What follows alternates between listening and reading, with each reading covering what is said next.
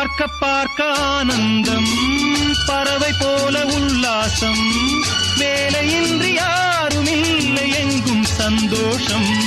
வெறும் பேச்சு வெட்டி கூட்டம் ஏதுமில்லை இந்த ஊரில். கள்ளம் கபடம் வஞ்சகமின்றி கண்ணியமாக ஒற்றுமை உணர்வுடன் வாழும் சிங்கப்பூர். அக்கரை சீமை அழகினிலே மனமாட கண்டேனே புதுமையிலே